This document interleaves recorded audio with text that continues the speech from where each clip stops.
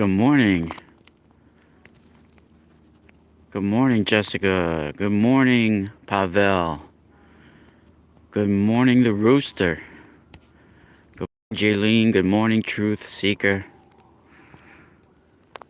Make sure you guys hit that thumbs up because it's cold.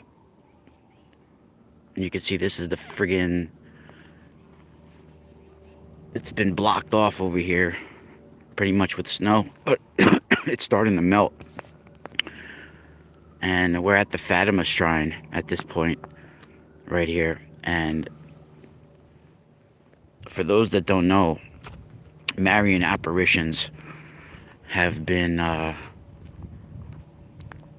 big part of our world and mystical experiences for a long time. And I do think it's some form of cosmic technology, cosmic intelligence. And maybe some people are delusional, you know, not all of them. I wouldn't say everything that's considered that people claim to be Marian apparitions, like the Virgin Mary and a grilled cheese and things like that. Of course, there are some delusional people out there, but the church even, the Vatican even holds a council to decide on whether something will be verified by the church or not. And a lot of times what weighs their decision is the conduct of the clairvoyant or the one that's receiving. Wow, there's friggin' EMS in here. I don't know what they're doing. But usually if the person's looking to like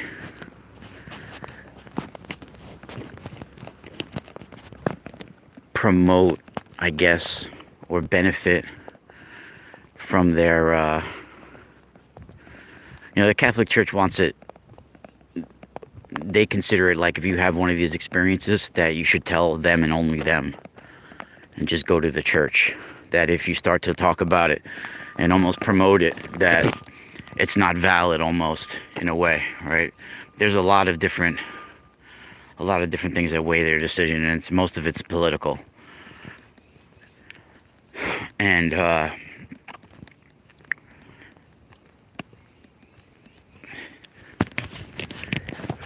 I've seen the dark side and the light side of Marian apparitions, if you want to call them, if we want to put that label on them. And there are cosmic forces out there that come in the form of what's described in Marian apparitions. And a lot of these are also connected to miracles happening or anomalous activity happening with the sun. And this is I do feel that we even entered into this existence through the sun, or something very similar to what the sun looks like.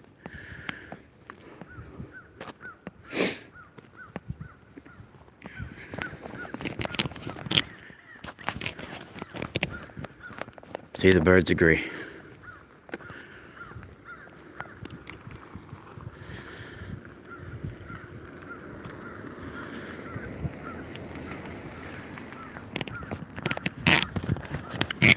And also, I haven't really said it on here, but the last 2 weeks or so, I've just been feeling hard energies hitting me. I couldn't do readings or anything for I wouldn't dare do a reading during that, So I don't like to air my business up on here, but now that I'm starting to feel a little bit better, and it wasn't just me, it was various people that also do readings that I know out there, and also various people that are connected to this information.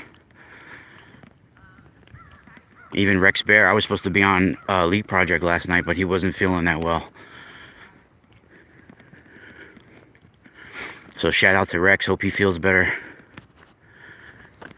I know my brother Masaki wasn't feeling that great either. Shout out to my brother Masaki. And our DNA is being changed. I know that sounds crazy to just some random person that might be listening to this, or people that judge information they don't truly understand. But there's something changing with us as a species. That's why our bodies are needing this rest. There's a whole change happening with our whole system.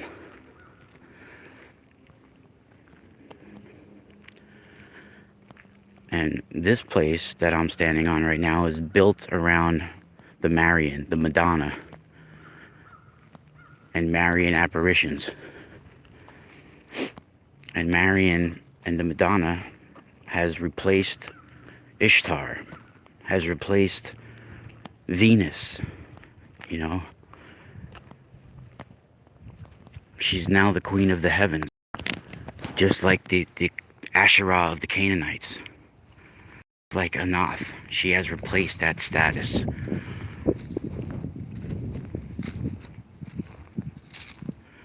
And I do feel there is a cosmic intelligence that's returning to our planet.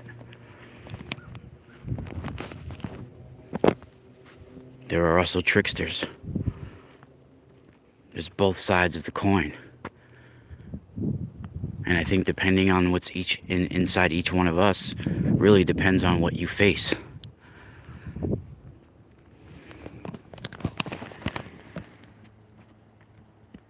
You know, I've been connected to just the Marian, the Madonna since I'm a kid. I even went to nursery school on these grounds. It was called Children of Mary.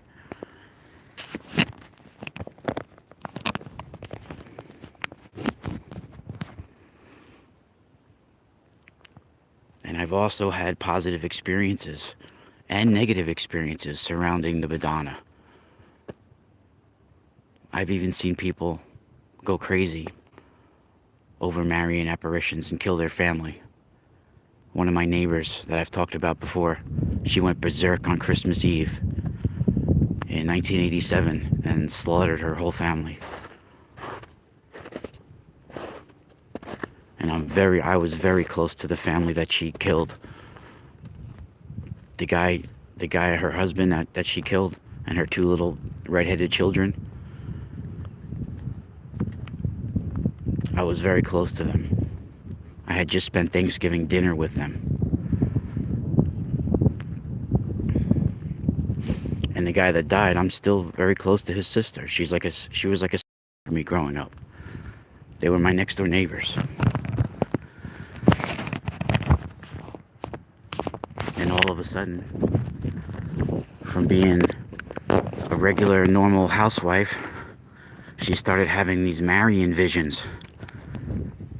And then one thing led to another, and she said that she had to bring them to heaven to marry. And she went berserk.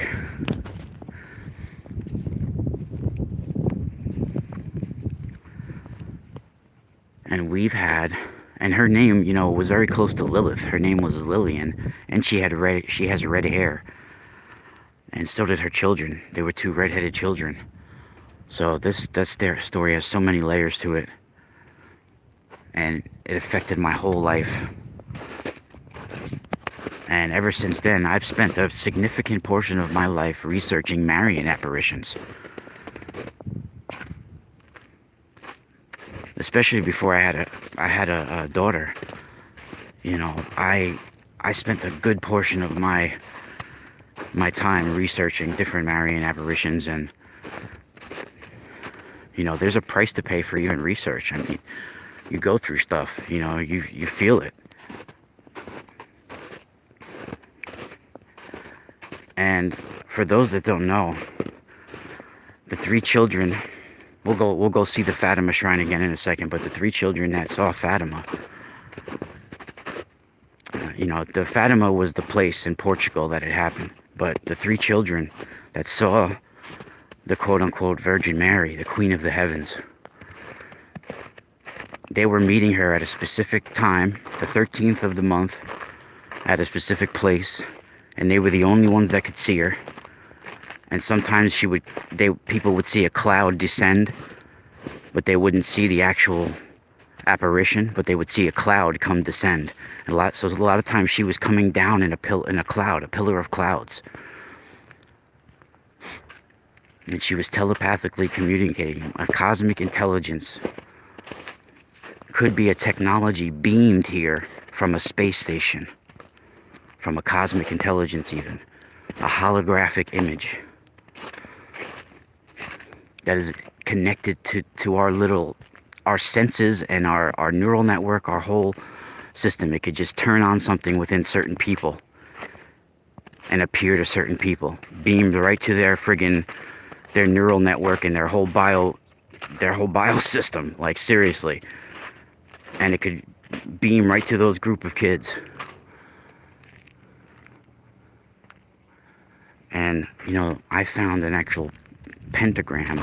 That's an old pentagram on the neck of this giant Madonna here. And now because of the glare of the sun, I don't think I can't focus in on it because I can't see well with the glare of the sun on my phone. But I've shown it before on camera here. Let me get rid of this chat, hold on.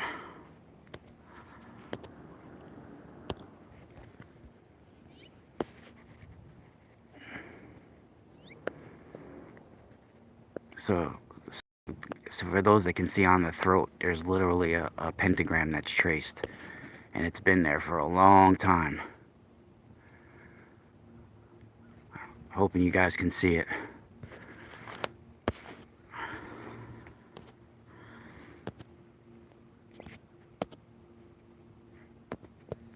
Did you guys see it? Let me know in the chat room.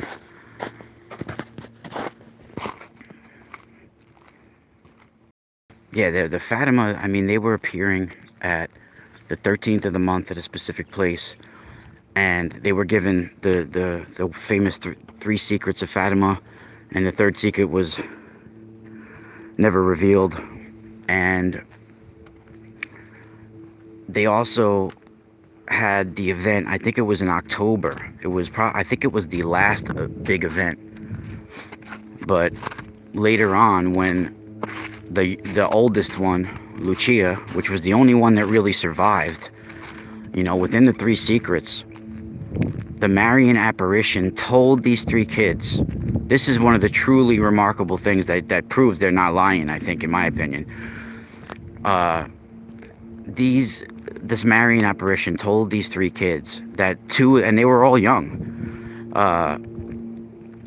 what their names were. There was the boy, there was Jacinta, Lucia, and I forget the other one's name. Jacinta, Lucia, and I forget the other one's name, but there was three kids, and Lucia was the oldest. And the Marian apparition basically told them that two of them were going to die very shortly. And they were like 9 years old and kids, right? And that the other one, the oldest one, Lucia, would live longer, many more years longer, until I believe the Vatican actually killed her and replaced her. Because all of a sudden in the late 1960s, early 1970s, a new one was replaced, and she didn't actually show her face to the 80s. But that's a whole nother story. Like I said, I spent a significant portion of my life researching that, and unless the lady had a whole facial reconstruction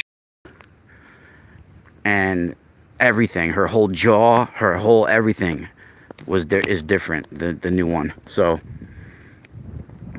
and she died. She died already, but the second one as well. But they kept her from her family. They allowed very few pictures of her. They, once Lucia became a nun, they didn't allow any pictures of her till the second one. The second one was till she was replaced.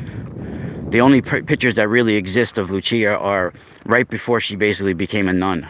A few of them once she became a nun. There's like one or two when she first started, when she first became a nun. But the two children that the Marian apparition said that were going to die, they died within a couple of years after these apparitions, just like the apparition said. And they predicted their own deaths. I mean, they said it. The Marian apparition told them not to reveal the third secret, and told Lucia, the one that was going to survive, that she can't reveal the secret until the end of the night, until 1969 or 1970, whatever it said. It gave her a date, and she was going to reveal it, and the church made sure she didn't. And then all of a sudden she recanted, like the second Lucy recanted and was saying all these things. She made believe she was battling the church at the same time, but also lying, right? They played it off so well. They tried to cover every aspect, but it was so obvious at the same time for those looking for it. And the last event was the miracle of the sun in October, where the sun literally was dancing and came down from the sky, like literally descended, like it was going to crash into the people.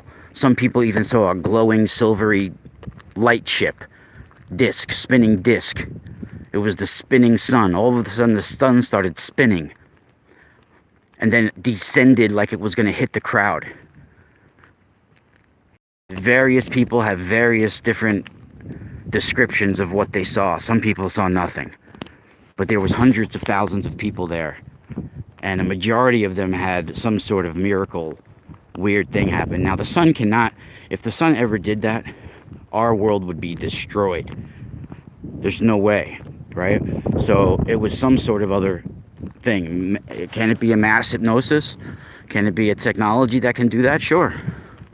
I'm pretty sure. It's hard to hypnotize a whole crowd, though. Like, you would have to use some sort of advanced technology, right? So,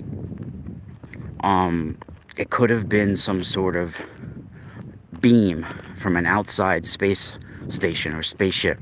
You know, it could have been beamed here. And, you know, Fatima, you know, there's, even in the Philippines in the last few years, I think there was one in like 2013, and they have these giant statues in the Philippines that are hundreds of feet tall, taller than the Statue of Liberty, like the one that they just put up called of Saint Vincent Ferrer. And for those who don't know about Saint Vincent Ferrer, he raised over 30 people from the dead. He's a saint that a lot of people don't know much about, but if you really look into it, he was called the angel of the apocalypse. I call him the android of the apocalypse. I've written articles about him before in the past. He was preaching about the end of the world, and he had some harmonic resonance type abilities that came out of him, vibrational healing energies that would come out of him. And he would use the call forth from his very speech that could bring people back from the dead. So he was tapping into some sort of cosmic intelligence, some sort of higher consciousness. And that's why they preserved these bodies of these saints. They came across some sort of DNA activation. Certain people, I think, were specifically targeted, if you want to say. Because I don't believe all these stories are wrong. You know, maybe some of them are exaggerated, but we're talking about highly educated people that bet their careers on what they're saying. I mean, just like when you're looking into anthropology and things like that, like for those that don't know, there's the story of the Minnesota Iceman, right? This was like a half man, half friggin' primate, like monkey type thing, like a Bigfoot, basically. And it was an adolescent, and it was 6 foot tall, and it was frozen in a block of ice. and it had a bullet wound in its left side or the right side of its head, and it was frozen in a block of ice. And it was this guy that ran like a freak show had it, and there were really well-known anthropologists and scientists that came and looked at it. I think the guy's name was Sanderson. There was 2 of them, and there was a noticeable odor coming out of the ice as well, and the thing was like frozen in pain, and it was very obvious to the professionals that it was like a real creature that was dead inside there. And once the police found out and they were going to go question him, they said that we're going to come tomorrow morning and bring like somebody that can verify if this thing's real or not, because they wanted to know if it's real. How did this thing die, you know, and where did it come from? And then the guy disappeared with it and then resurfaced later on with a latex copy of it, and no one knows where the original went. And now people are just trying to say the whole thing was a hoax. But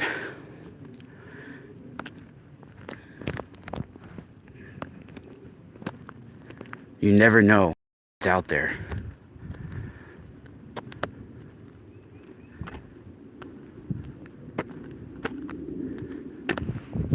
I don't even know why I went into the whole Minnesota Iceman story, but how I led into that. But it had to do with something. I was referencing it for somewhere. I forget now. But let me go see the Fatima Shrine again. And for those that don't know, like this was like a cosmic message, especially the third secret. It's very similar to the blue star Kachina. Thank you everybody for joining me too. You guys can support me in the chat room. Shout out to everybody out there. We got 24 people out there. And oh, awesome. You know, I forgot to tell you guys, for my patrons out there, I recorded a video for you guys last night that I will be posting, and I'll be doing a live show actually later this afternoon. It took me a while. Yesterday, even though I was feeling like crap for the last couple of weeks, yesterday a couple of people had emailed me and told me my site, not my store, but like my regular Mystical Spiral site was down, and it was 404. So something happened with the plugins, and you know, I couldn't even get into it. Like I had to reset my password just to get into it, and then everything was gone. So I had to call the company, and we had to restore it, but something happened. So it took me like hours and hours to get it, but I'm happy to announce that I finally got a better setup. We got a green screen. We got a better video camera. I have an old computer still, but I'm getting there, you know, and so I'll be able to do better videos now, at least from home.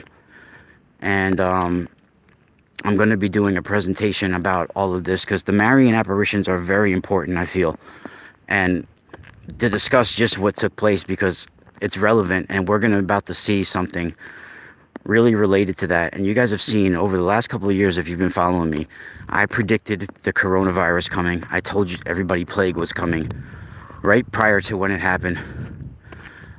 You know, a lot of the things that have been taking place, I've been sensing beforehand. And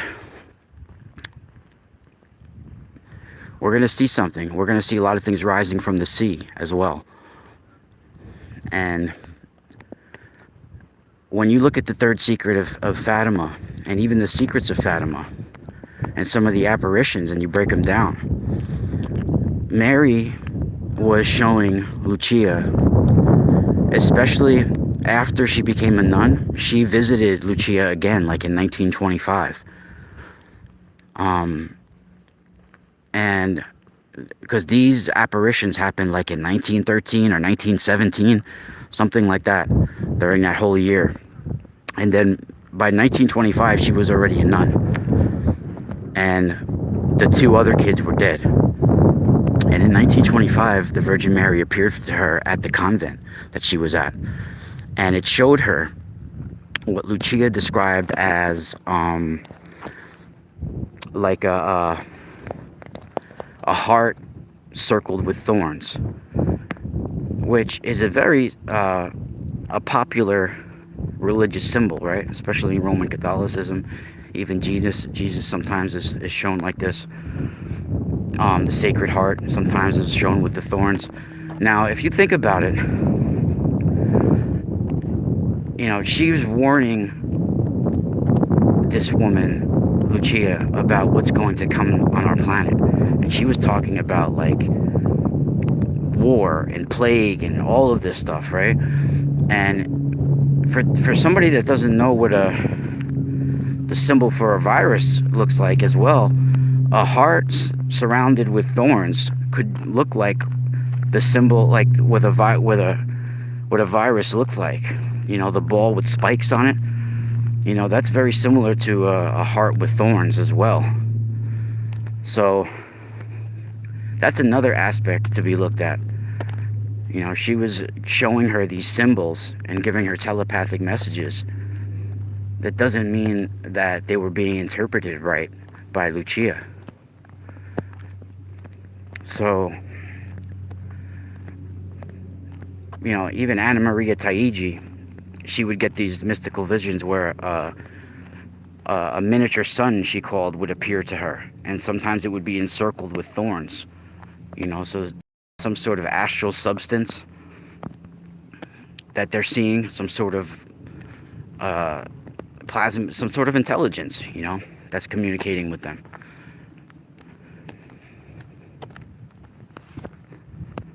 And the Fatima, you know, there's so many layers to it. That's why I'm gonna do it, you know, most of it on Patreon, where I can actually sit there and break it down for people, and we could talk about each individual apparition and things like that, because I really think there are a significance. And the third secret, I mean, these children, there was a global war over this information that was relayed to them, and the authorities wanted to make sure these kids weren't lying. I mean, they locked them up, threatened them. They did everything possible to try to scare them into telling the truth. And the kids always stuck to their story. In fact, they were fasting and doing things like that while being accused of lying, because the Virgin Mary was telling them that they had to do some sort of sacrifices and not sacrifices like say, you know, like people friggin' always, when they hear that word, they think it's like dark like you're killing something. But of course there are sacrifices like that, but when I say sacrifices, that's not what I mean. I mean certain religious sacrifices that go with prayer and fasting, things like that, you know, not overindulging in anything, right? That's also considered a personal sacrifice. So these kids at those young ages, after these apparitions, they were doing things like that, and they were constantly saying the rosary, you know. Mary was telling them to say basically mantras, prayer rosaries.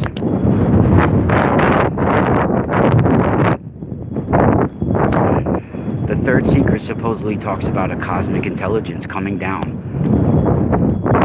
The church being at war, you know, and if we don't change our ways, what's going to happen? And basically that's what's talked about even in Hopi prophecies like the blue star Kachina. I mean, we can only speculate, but when they talk about the blue star Kachina will take off their mask in the plaza, you know, and show themselves to the uninitiated.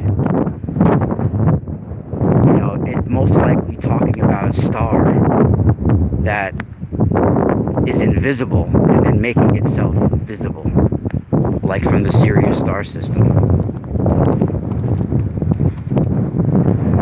and making itself visible into our world, who are the uninitiated. That's what we are. We are not initiated in Hopi ceremony. So all of us that the star is becoming visible to would be the uninitiated that the Kachina shows its face to and takes off its mask, right? When you have a mask on, you're invisible. So it's about a star that is once visible, that is invisible, that's making itself visible. So currently, there is some sort of blue star that that is invisible that will then make itself visible. It will take off its mask.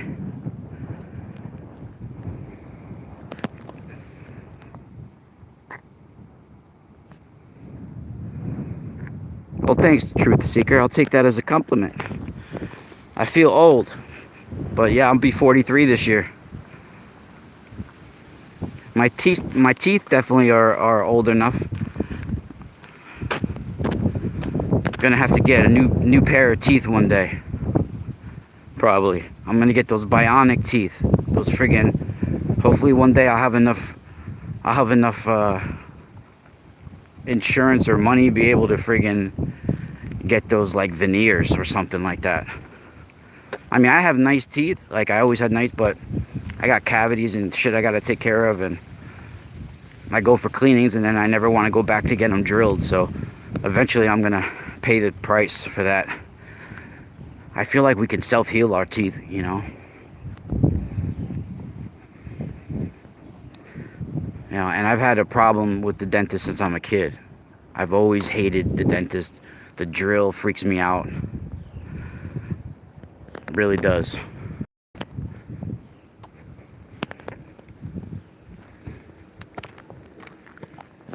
I'm gonna go to the Fatima shrine, the Fatima part, real quick. Thank you. I had a hard life too, brother. Trust me. It's genetics or something. Yeah, I truly feel that something was changed in my DNA and brain, though.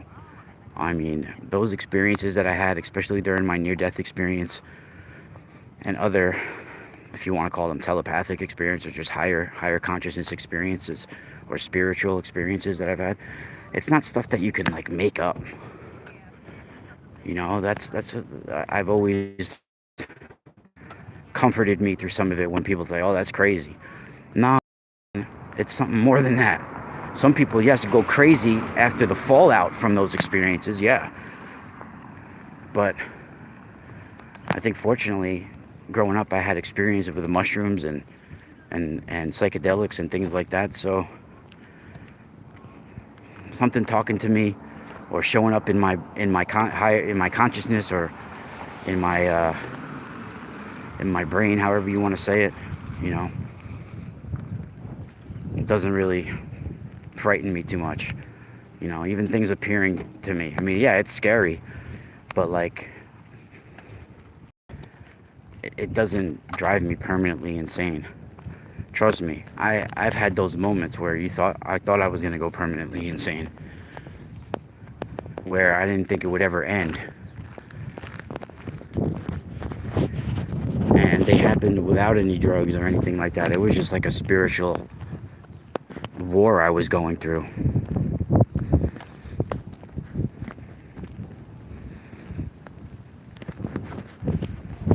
And when I did ayahuasca, the same thing happened. I mean, I was running from creatures that knew every lie I've ever told, everything I've ever done wrong, you know. And some of them were like holographic, like 4-foot tall snakes, and some of them were literal skeletons with like fucking shields and swords.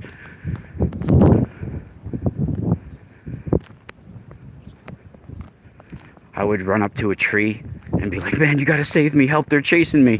Like, I was freaking out, like, yep.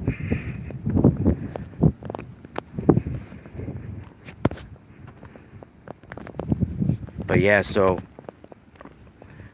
these Marian apparitions, have been accelerating. And in fact, even George Washington had Marian apparitions that showed him the future of the United States of America. He had some mysterious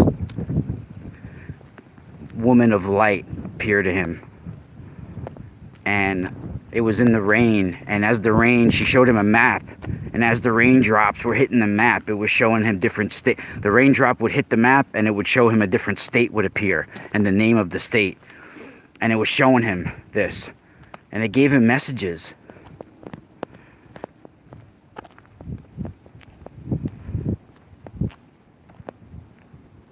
Yeah, look it up if you guys really dig into it. George Washington had a Marian apparition.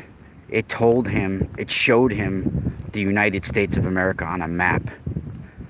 Literally. The raindrops were hitting the map and the states were appearing.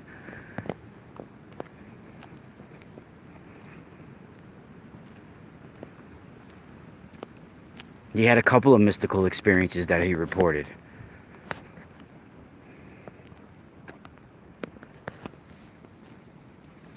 And, you know, we've only have one confirmed by the church. We have various Marian apparitions that have happened in the United States of America, including George Washington, right? But there's only one that's actually verified and recognized by the Vatican. And that actually is from in Wisconsin.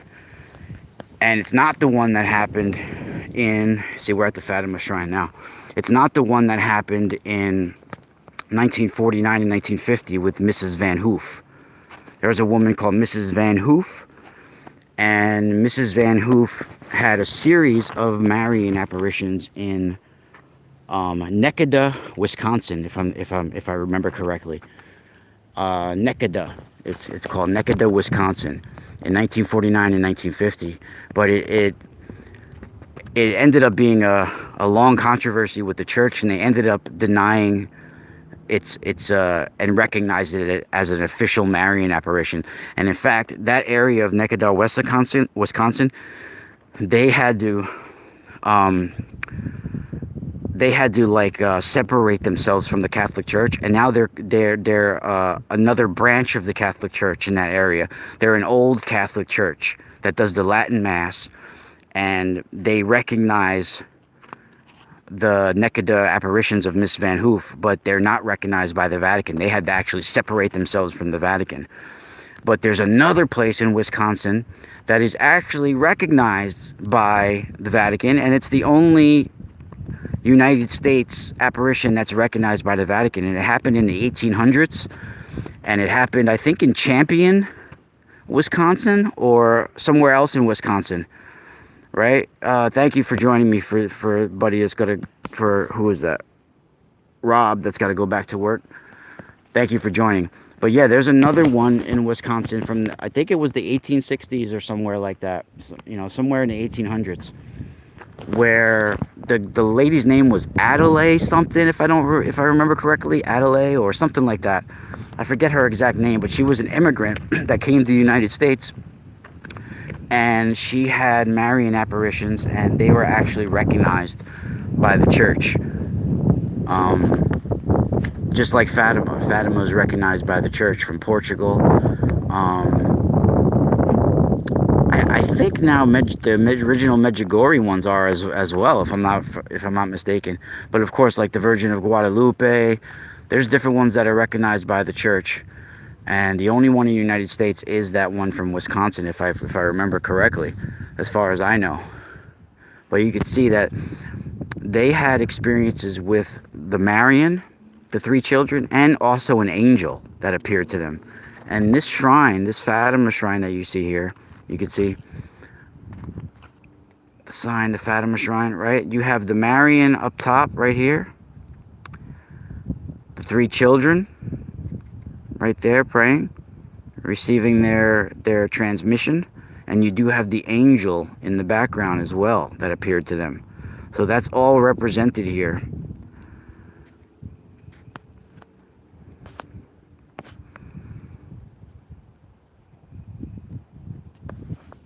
Yeah, the lovebirds, I can hear them too. That's because it's warmer out today than normal, even though it's like 35 degrees. It's still cold. It's warmer and sunnier out than normal. It's been brutal lately, the windy and stuff. And before it was those days of wind, it was just nonstop snow for weeks. But the last few days, it was mad windy. We had like, it felt like 100-mile-an-hour winds outside at night. Like, whipping. Just whipping. Everything was rattling.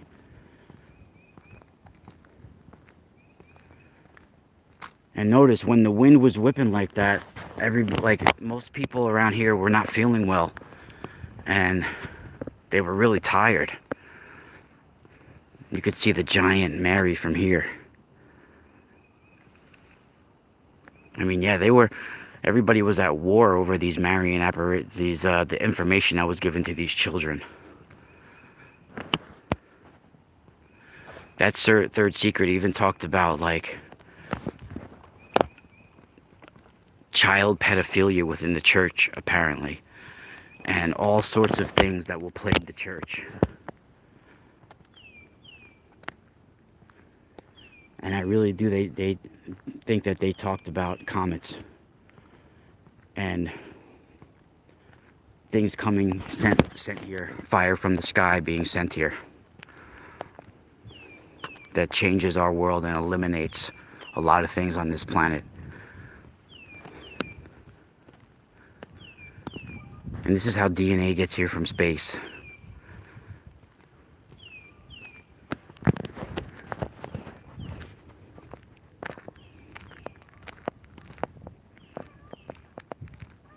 For those that don't know, right around the time of the Great American Eclipse, and right around the time of Oumuamua coming, I also had, if you want to call it a UFO experience, that I got on camera, that I have on YouTube here. But they were orangish, reddish, sparkling, intelligent spheres. Balls of light. They were exactly the same brightness as stars, but they were in formation.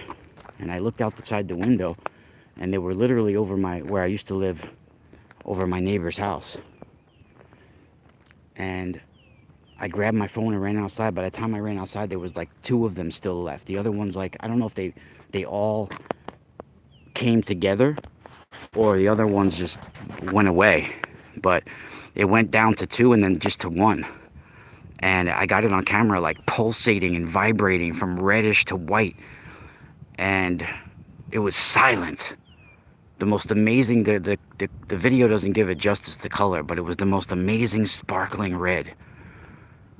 And ever since then, I've been having premonitions on a more cosmic, a galactic level. No longer just about me and my family and my friends and loved ones. I would get little telepathic premonitions about things that would happen in my life or people that I love life, but after that, it started being like a more cosmic connection.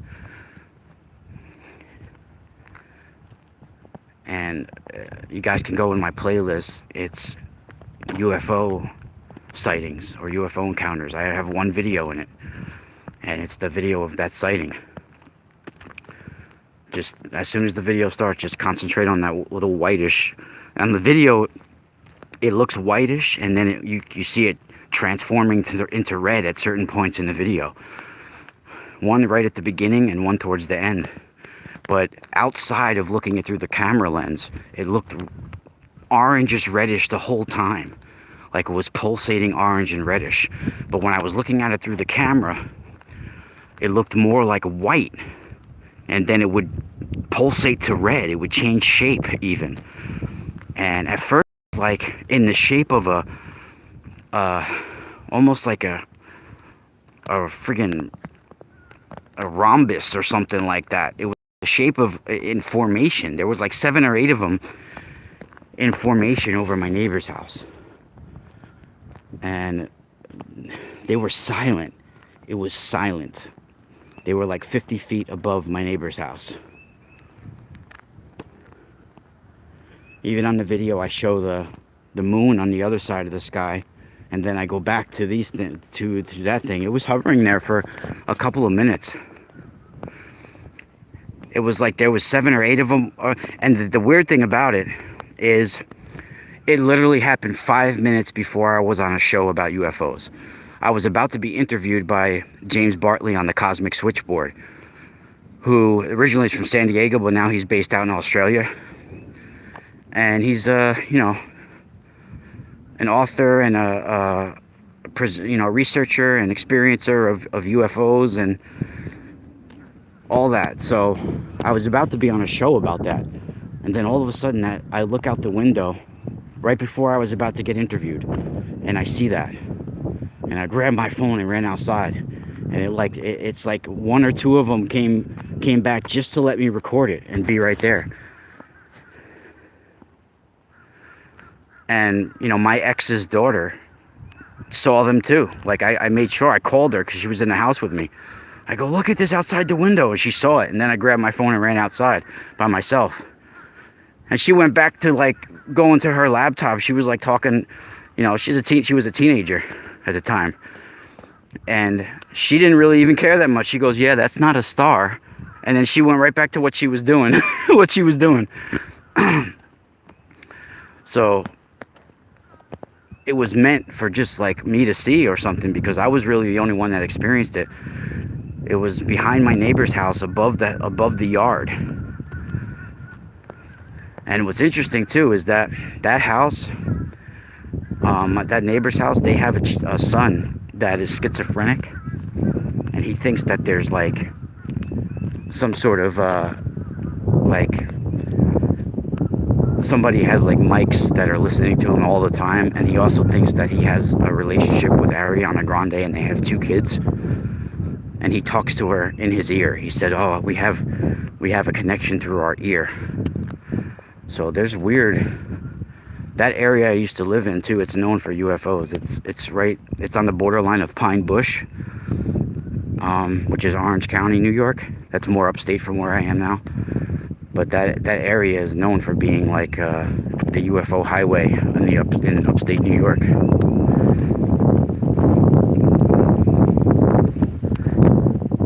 They even have like diners named after UFOs and stuff in the area. So there's some sort of harmonic energy grid ley line system that they travel on, and it's right in that area. But I feel it definitely activated something within me. You know, it definitely changed me, that experience. Not just my, you know, I was already into everything for many, many years, 15 years already. But it changed my telepathic abilities. It switched something on that was sleeping before.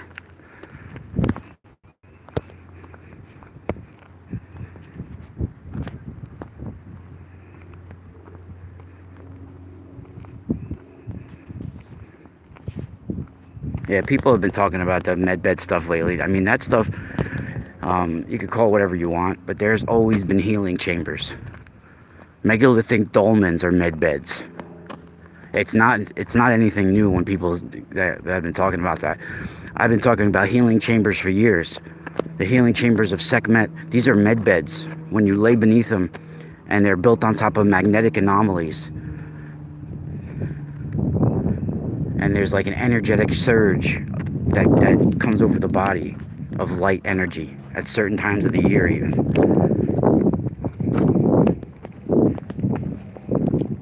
Hi.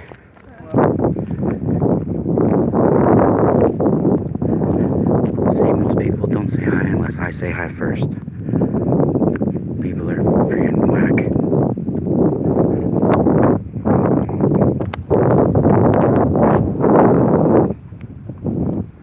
Though I always make sure I say hi to most people.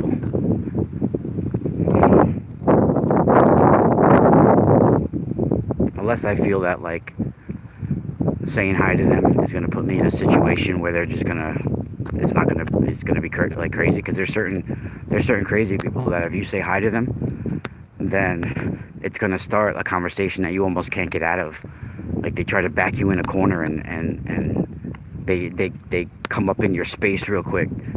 There's certain people out there like that.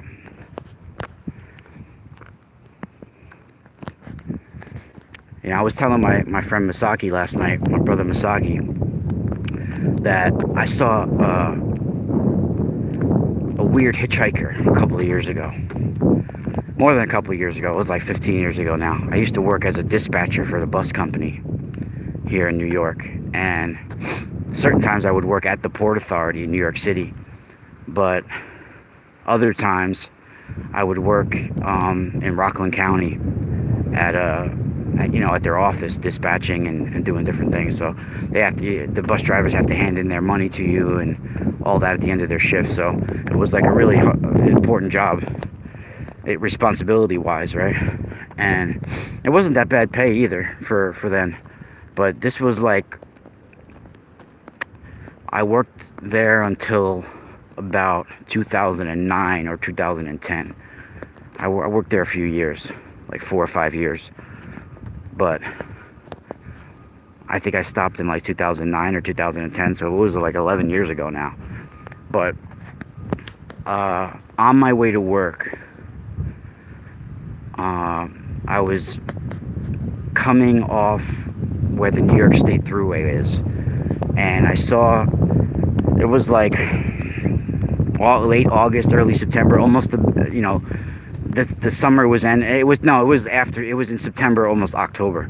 It was like when summer's ending and it's starting to get a little bit cold in the air, but it's still like summer. And I saw a dude hitchhiking, but he was standing on the side of the road. He wasn't like holding a sign or anything like that, but he was like, when I came to I don't know if it was a stoplight or you come to the corner where you got to turn off where the thruway is, and I had to come to a full stop there, and he was like preaching on the side of the road, like talking loud, not specifically to anybody, but just like talking out loud. And when I made eye contact with him, he asked me for a ride, and for some reason, like when I saw him, he looked like he was like a hippie kind of looking guy, but he didn't look homeless. He looked like radiant, if that can, like very well, like everything looked, just his hair, even though it was long and his beard was long, everything looked too perfect and too radiant. He wasn't like he was glowing, but and I'm not trying to say like, oh, he was like a great looking man, but like it didn't seem like, something seemed off. And at first I was going to give him a ride, and I never pick up hitchhikers. But he said, I'm just going up the road. Can you just drop me where the thruway is? And I was like, I really can't, man. I'm late for work. And he was like, the second coming is coming. Like Jesus is coming. Jesus is returning. And the guy did have like a Jesus look to him, right? So like for some reason that hitchhiker always stood in my head. And then like years later, I saw like a documentary on hitchhiker ghosts, and there's hitchhiker ghost stories all over the United States, all over the world. South Africa, there's well-known ones from South Africa with a woman named Maria who appears on the road. She died in a car accident, and she'll appear on the road. Sometimes she'll appear all of a sudden on the back of somebody's motorcycle holding onto them out of nowhere. Things like that.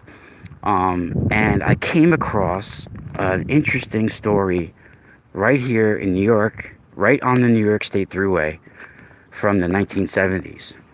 Now, it talks about how in 1971, there were a series of, it happened more in the 1970s, but in 1971 specifically, in one day, like 12 people reported it to the toll booth person.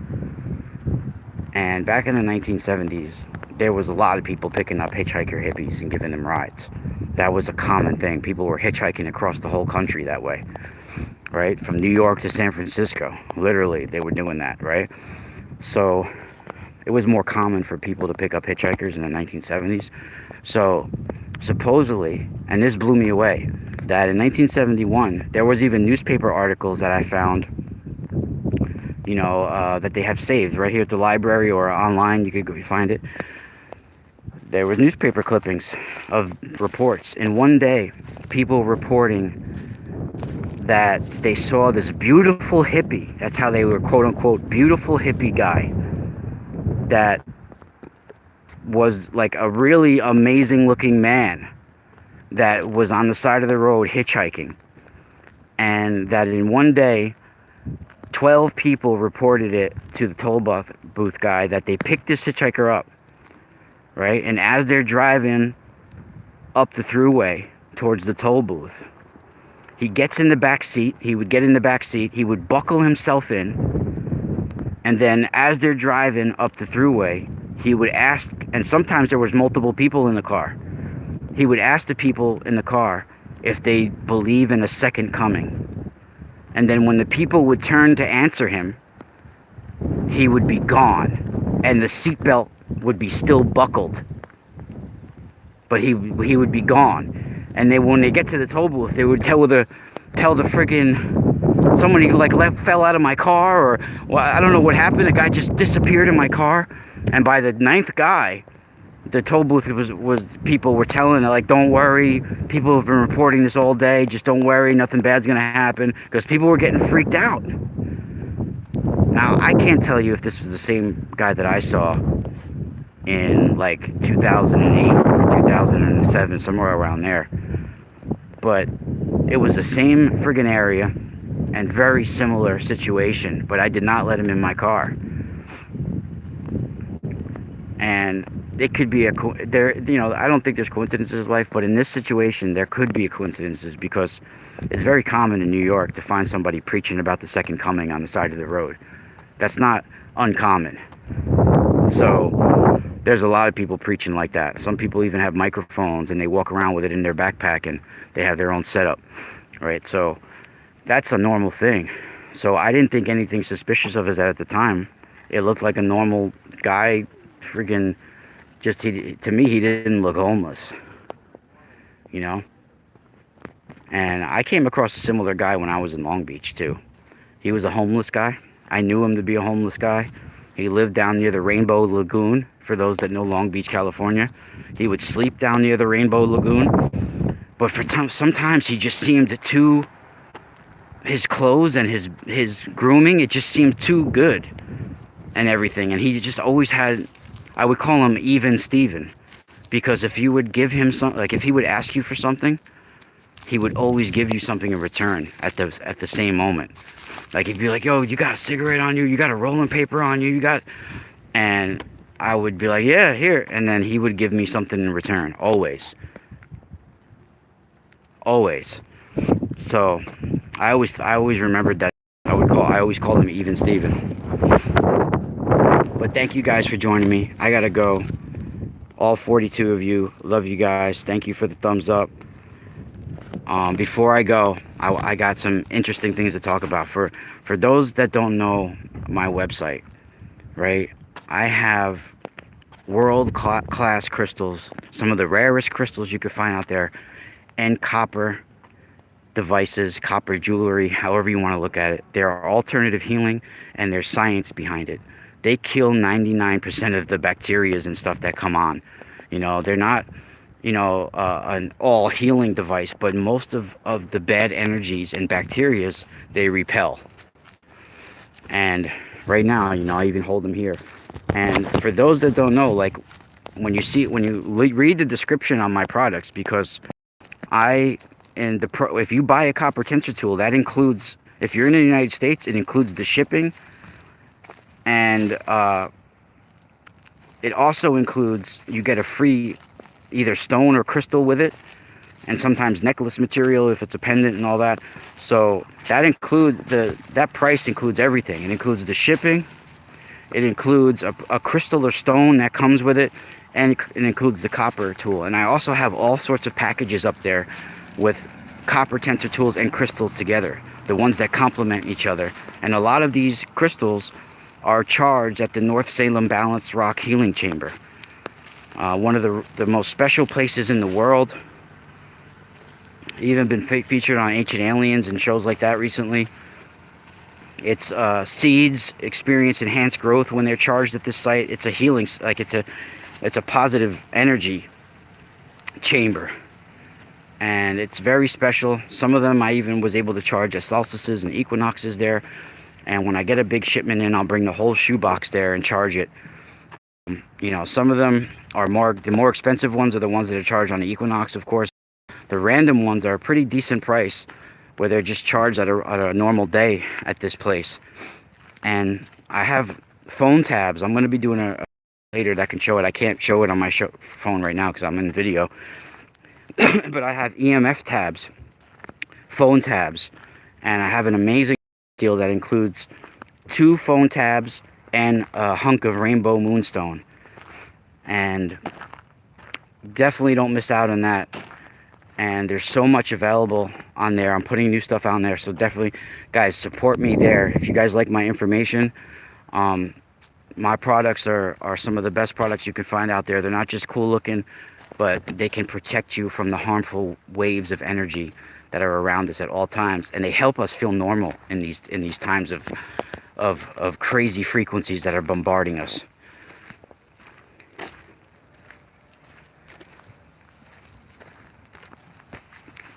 You guys got to see even the ruby fuchsite and ruby kyanite. I think I have one of them on me. I mean, I have palm stones, and you know, the family that I know from India, they carve them. They know them. Like, I know where they come from. These come from only one area in southern India. This is ruby kyanite right here. You guys can see this is amazing. I got ruby kyanite. Oh no, this is ruby fuchsite. I'm sorry. This is ruby fuchsite. The ruby kyanite is the blue, and this is ruby fuchsite, which fuchsite and ruby kyanite come from the same area in southern. They're very rare. I have palm stones. I have obelisks. I have just raw hunks of it, like little pieces. And I have spheres as well. The spheres are amazing. They're heavy too. Don't miss out on these, everybody. I mean, they last a lifetime. These are very heavy. These are pretty heavy, these ones too. So when you get a package like this, the package that has palm stones, you get a palm stone and you get another raw hunk of either fuchsite or rainbow moonstone or ruby kyanite, depending on the availability. You'll get a palm stone, a raw piece of the stone, and also the free shipping comes with it if you're in the United States. So it's all included.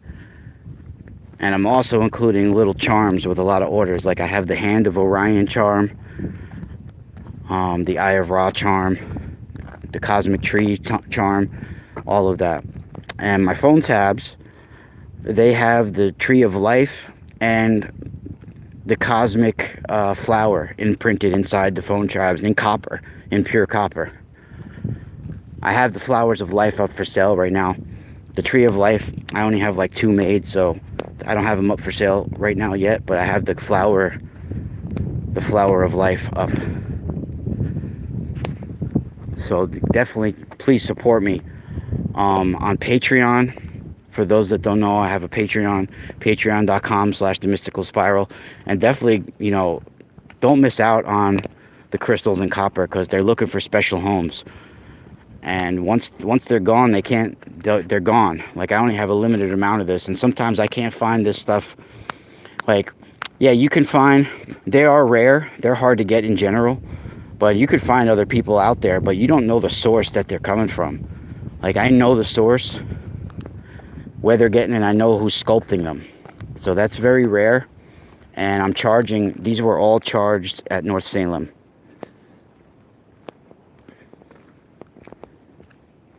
The balanced rock, the whole shipment.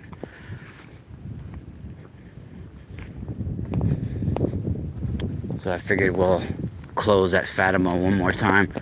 See, this is another, right near the Fatima shrine, right where the seraphim or the Grigori or The angels are guarding the forest. They're holding the crown for the Marian.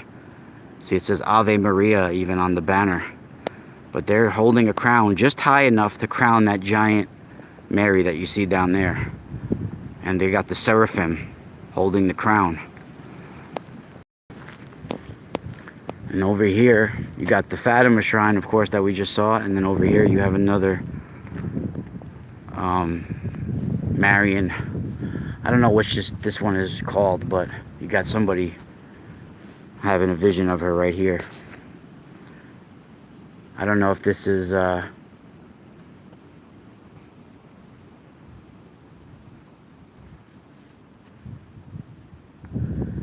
it's not Guadalupe, I know that, but it might be. Oh, this is Lourdes. That's what it is. This is Lourdes. How can I forget? This is the Lourdes apparition.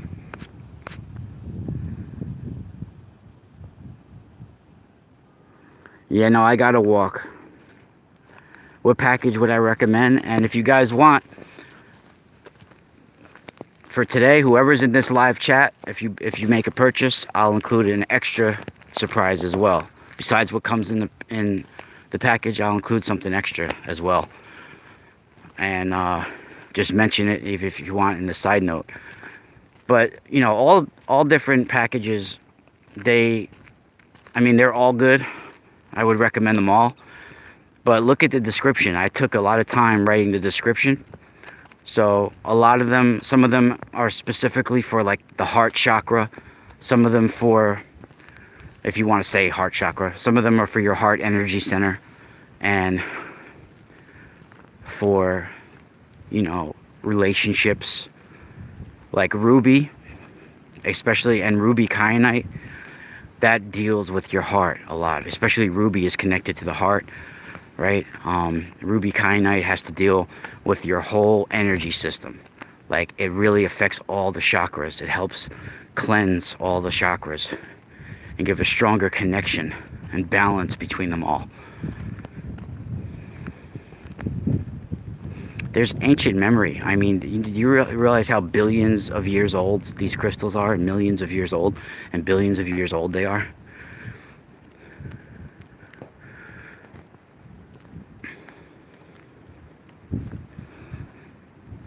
Even, you know, I'm running out of it now, but a lot of the orders over the last few months, I was including Hopi petrified wood as an extra, like a free extra.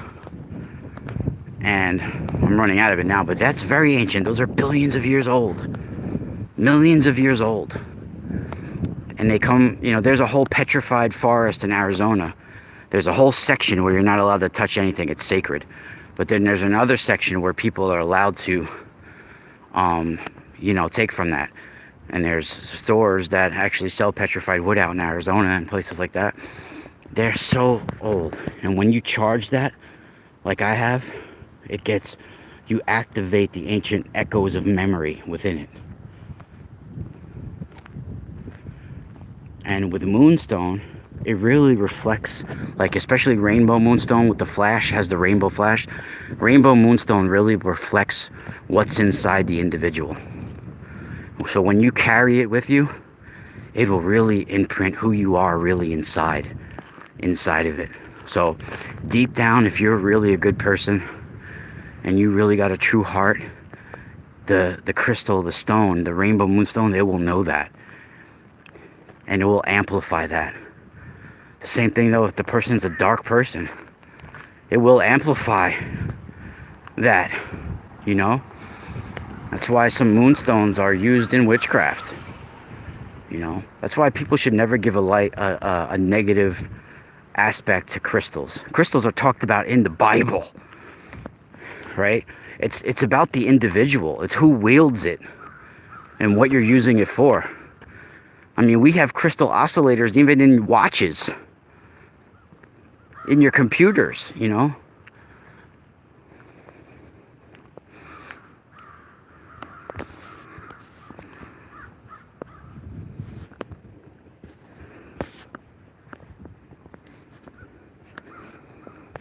Yeah, see, these my little mini harmonizers.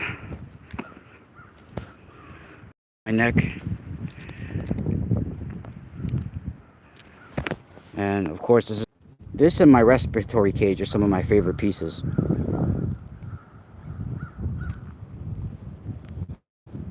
This is my the ear device.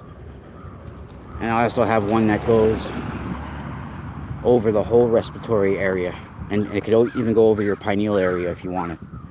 Those are really my favorite. And of course the triskelion, the trinacria, the triple spiral. Those are some of my favorites, just my personal favorite. But thank you everybody for joining me. 111 minutes. I mean, 1 hour and 11 minutes. I mean, thank you everybody. We'll go with that. And spiral out.